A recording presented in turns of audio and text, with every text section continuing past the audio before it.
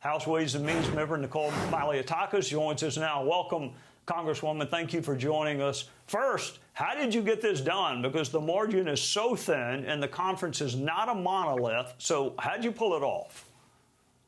Well, hats off to Speaker Johnson, the leadership team, as well as Chairman Guthrie, who is the chairman of the Energy and Commerce Committee, who really did an amazing job working with all of us, working through some of our concerns, making sure that we received assurances, particularly as it related to the savings in the Medicaid space, that it wasn't going to affect our seniors, our disabled, children with disabilities, and our hospitals, by lowering the floor on the map in which, for example, New York State gets reimbursed 50% currently. So these were all real concerns that we've had, and they worked through it, and we were able to come up with a product that is a framework. Of course, there's no specific details in there, but it is a framework and a blueprint that allows us to move this process forward to implement President Trump's agenda that includes not only a savings that will put our country back on a responsible fiscal track so we can start paying down our $37 trillion in debt, but also that implements some of the tax cuts, these savings going to the middle-class families that we represent. We'll also be able to implement some of his new priorities, which happen to be priorities of mine: reducing taxes on tipped workers, reducing taxes on senior citizens, repatriating manufacturing here in the United States, particularly for sensitive supply chains like pharmaceuticals, and making sure we get some type of relief for state and local tax deduction for members like me that represent New York, so we can help our middle-class families stay in their homes.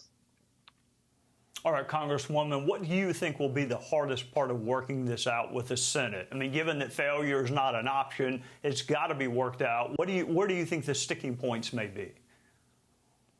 Well, I think, look, President Trump played a role here as well, obviously, speaking to some of the last-minute members that had been holding back their votes. And I think that when the Senate returns a bill to us, it may be even more difficult to pass in the House, considering the trouble that we had the first time around. So I think some of the sticking points between the House and the Senate will probably be around the various tax cuts. I know the Senate would like to see the tax cuts made permanent, as does the president, as does Ways and Means members like myself.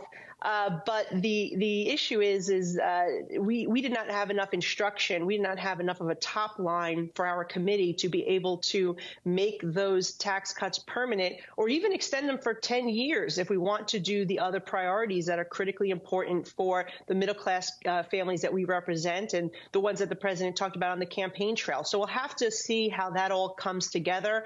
And some of the other things will be the difference in the savings goals. I imagine seeing their first product that the Senate is less concerned about making big cuts than some of the House members are. We have some members who really wanted to make broad cuts, which concerned some of us because we didn't know where those cuts were going to come from. And we have to make sure that we're not throwing out the baby with the bathwater. We all want to cut down on fraud, waste, and abuse. We all want to see the Medicaid healthcare system run efficiently, so it is actually helping the people that deserve and are eligible for it, our senior citizens, our people with disabilities, our most vulnerable citizens.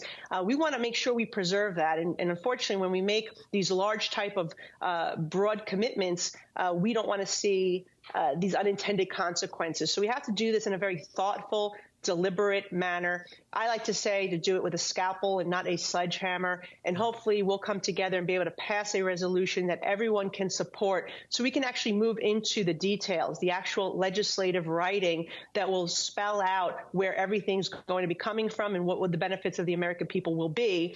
We're certainly in agreement and in line when it comes to energy policy, jump-starting our domestic energy production once again, and when it comes to securing our borders. So I don't imagine those two pieces will give anybody any heartache.